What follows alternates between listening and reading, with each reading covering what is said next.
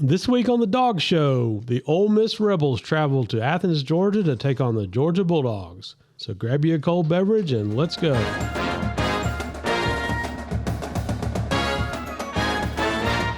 All right, boys. Let's talk about Brock Bowers. We got Ole Miss this weekend, then we're at Tennessee, then we're at Georgia Tech. Do we really want him to risk it all to try to come back and play this weekend? I know we got to recap Missouri, but I just need to jump right into Brock Bowers because he's important. My answer is no. We've proven the last two games that we've got enough weapons that he needs to get fully healed up. You've talked several times this year about how hard it is to come back from a high ankle strain. I know he's had surgery, but that doesn't make it even easier, right? The problem is, the surgery, this tightrope surgery is supposed to be phenomenal for making things better. But, it's only been a few weeks, man. Yeah, quick recovery. I know these young kids are young and vibrant and full of testosterone, and apparently so much so that they can just cut their arm and walk across the building, and by the time they get to the other side, it's healed up or something. But it's impressive what he's doing. I know he's moving around at practice. I just don't want to see the guy come out. I know this is a number 9 Ole Miss team. Like Jeff said, it's the last Stanford Stadium game of the year, and he wants to be part of it. Probably last game of the home game of his career. If anything, I hope he comes out to start the game, lines up out wide, just to get on the field. No, but for him to go out like the way he should go out if he's going to play. Yeah. Maybe Georgia will be killing them, and they're getting ready to kneel in the victory formation, and Brock comes out and takes the direct snap and kneels the last, and it's over, and he rides off into the sunset. Yeah, but I just hope he doesn't do nothing stupid, because if we do beat Ole Miss, and it's going to be a tough game. I'm not taking it as a gimme. If we beat Ole Miss, get by Tennessee, and have to play Alabama in the SEC championship game, we're going to need Brock Bowers in that game. What is that, 4 weeks from this Saturday? Yes. Or 3 weeks? It's 4. 3 from this Saturday. I'd much rather see him sit back and heal and get better and not risk it. And I just needed to get that out, boys, because he's part of my heart, this Brock Bowers kid. Yeah. Oh, boy. I've grown to really care about him. Well, now you've lost your best offensive player. And let's talk about your best defensive player. Woo! Dumas. God, our leading tackler, leading linebacker, lead tackler on the team. I looked at Jeff right when the play happened. I said he just broke his forearm. Yep.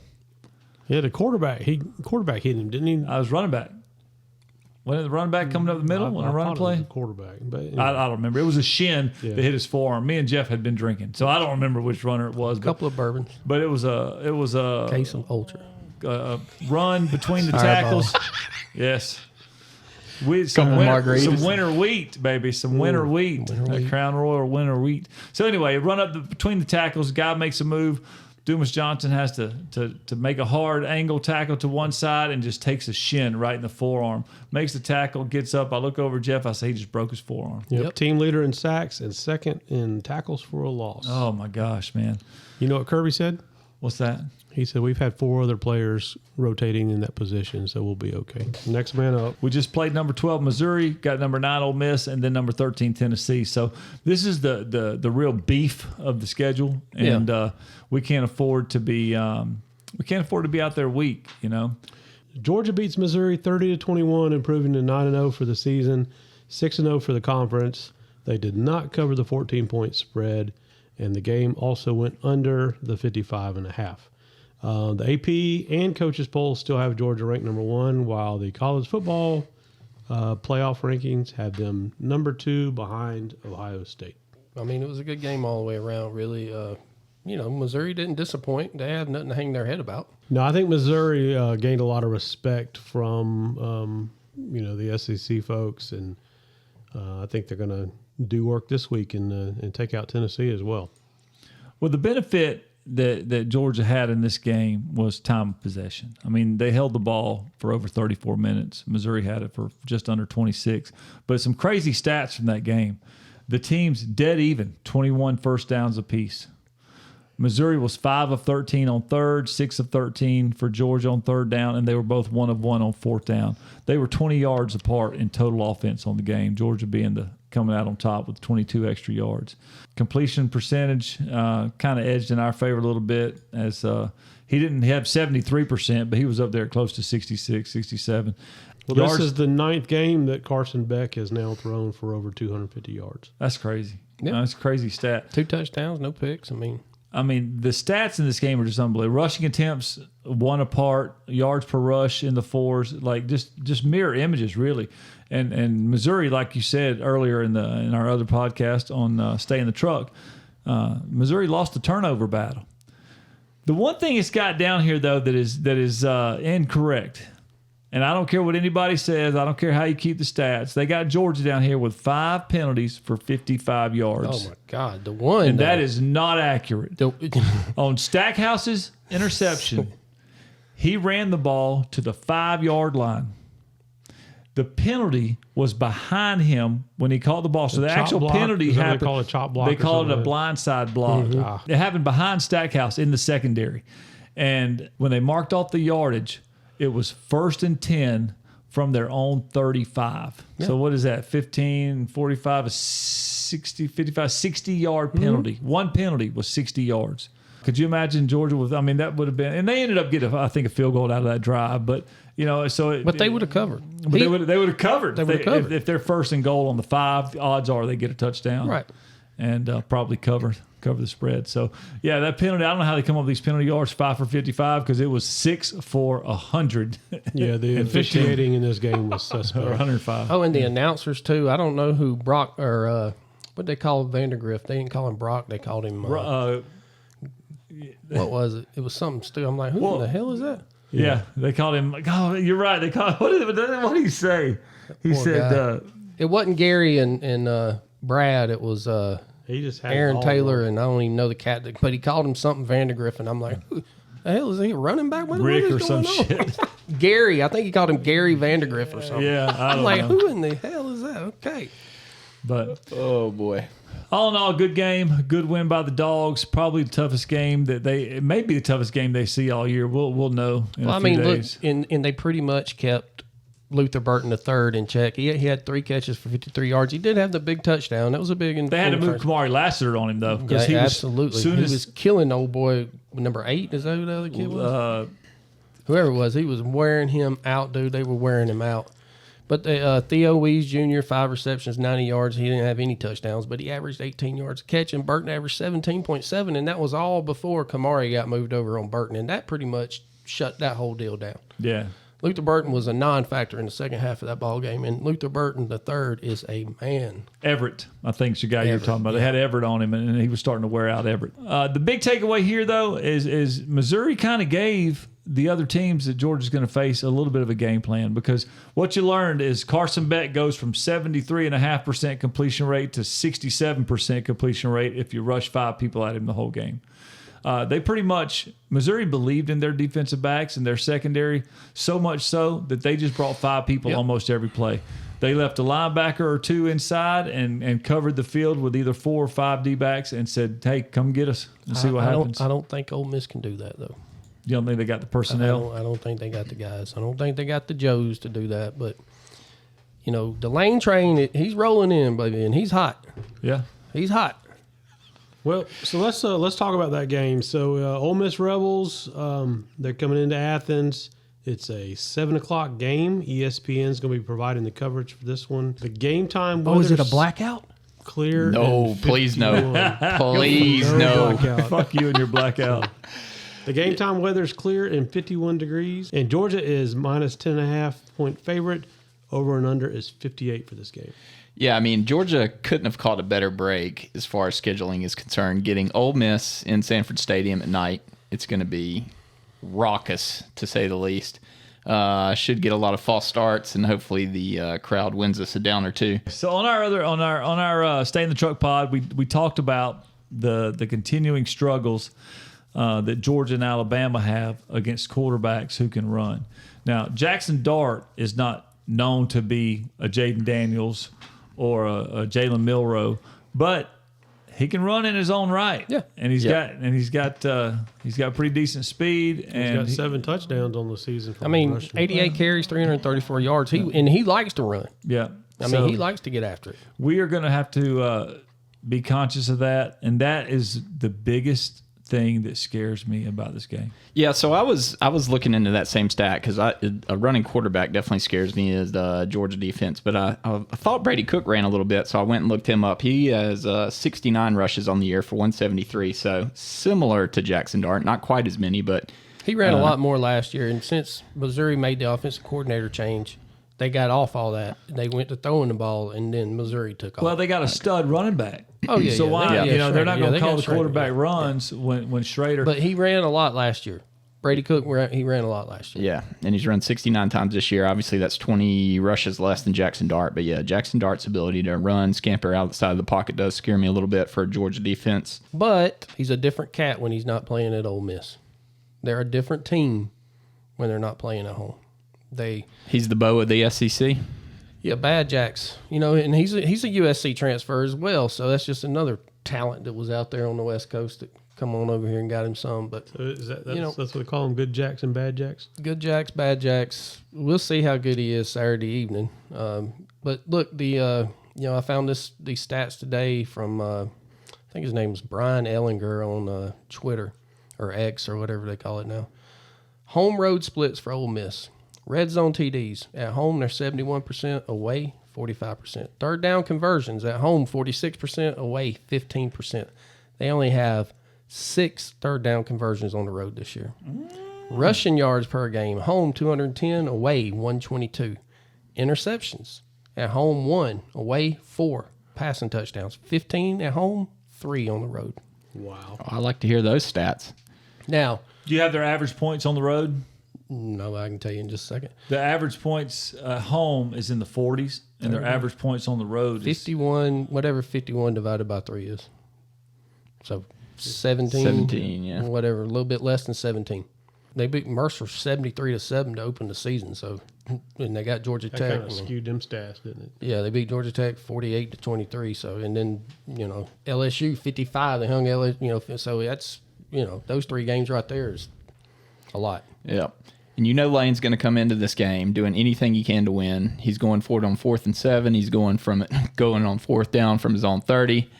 He's going to do everything he can to win this game. I watched a good bit of the Texas A&M Ole Miss game last week, and Ole Miss, kind of pulled away from them, but then Texas A&M come back, and A&M ended up losing 38-35. But right around halftime, I think I texted you guys, and I was like, Georgia beat them by 20. They can't stop the run, man. Hey, listen, Max Johnson, without his weapons, without his best receiver, without his best running back, Max Johnson tore them up. He liked to beat them. I mean, in the defense, they couldn't get off the field. Texas A&M ran the ball at will. I mean, they were gashing them, man. And that's where this Ole Miss defense, go back and watch the Alabama game. If Georgia does what they always do, this game's not as big as, I don't care, 8 o'clock ESPN or whatever. Just pound the rock. It's not what it looks like it should be. It's just not. Yeah, they only got 1 loss, and yeah, it was to Alabama. And yeah, they lost by 14 points. But they only scored 10. Again, away. He threw picks. I mean, I just don't believe that this is something that, I know you guys, hell, y'all are playing, this is y'all's season, right? Yeah, 100%. I mean, every game from here on out, really. Yeah. And, this even one though is every game, yeah. even right. though At Georgia Neyland has Stadium. been on a 3-year At roll, Neyland. and it doesn't feel like we should even be worried about this game. But the fact of the matter is, if all the analysts and all the announcers and all the people keep beating you down and saying, oh, they're not what they used to be, they're not as good, no matter what the stat, because the stats say different. Oh, yeah, absolutely. The stats say different. The stats say we're as good as we've ever been. Yeah. We barely had to come from behind at the end of the 4th quarter to beat Missouri last year. Mm-hmm. But people want to forget about that. It hasn't been a cakewalk. Georgia has earned everything they've got. But whether you want to believe that or not, they've had to earn it and get there. And they've had to make the plays when it was time to make the plays. But because the real Georgia fans know for the last 3 years that those games have happened, we're not on riding some hype train that we've just been beating the shit out of everybody, rolling down the tracks. Like, we've known the work to get where we're at. You know how quick it can go away because we spent 1981 to 2020 waiting for another championship, 2021. So, we've been there and we're skeptical, and it's hard for me to look at this game and say we should beat the shit out of them by 3 touchdowns, because that's how I feel in my heart. But when I don't want to sit here and try to make that prediction or really think that it's going to happen. I mean, it's the same thing like the South Carolina game. Yeah. I mean, you're like, we're going to just mollywop them guys, and they come out in the first half, and you're just like, wow, what happened?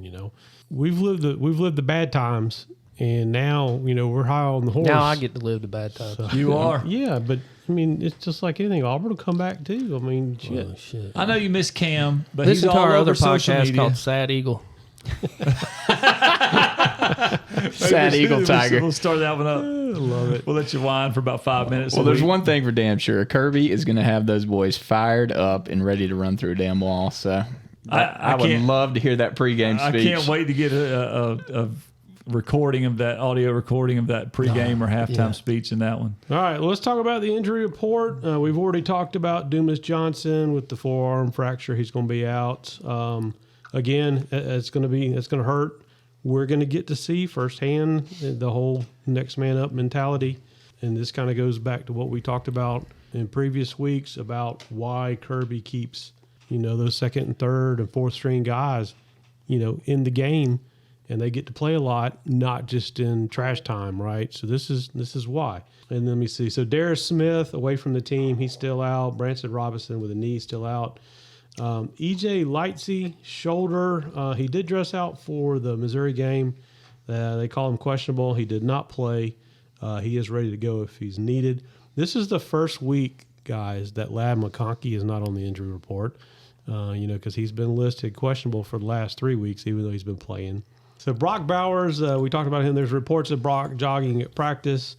No cutting or full speed running yet. So, we want him to get healthy. So we're not expecting to see him anytime soon unless it is a cameo appearance just because it's the last game, last home game most likely for him in Stanford. Amarius Mims with ankle injury. He was questionable. Mims dressed out for the Missouri game but did not play. He is ready to go if needed. And then Xavion Sorey was out for personal matters. He is probable and expected to be back for Ole Miss. I wouldn't be surprised if Mims plays this game and Truss goes back to his guard position. I saw some press conference this week. Kirby was talking about Mims has been getting after it and getting back to full speed. I thought he was going to go last week. So I think they honestly felt like they could get through last week without him. And I think that this week, last week we saw that they really needed him, honestly, but they managed to get through and didn't want to take any chances. But I think we'll see Mims back. Getting him back and getting Truss back in the right position, that's going to be huge for that offensive line. So Yeah, and there won't be a Stetson Bennett, the fourth out there, but there is apparently a Ulyss Bentley, the fourth. Ole Miss's second leading running back, so a little bit worried about him. But no, he's not the one you better be worried about. You better be worried about that leading running back. Quinshawn Judkins. That's the one you better look. They clamped down on him, shut him down. Jackson Dart, without him, he's going to be one-dimensional. That's what's going to happen. That's what Kirby, almost like when we talked about the Kentucky game, take Ray Davis out of the picture. Well, we knew Leary wasn't going to beat you, but you shut down Quinshawn Judkins. You got the three-headed monsters in Harris, Watkins, and Wade for the receivers.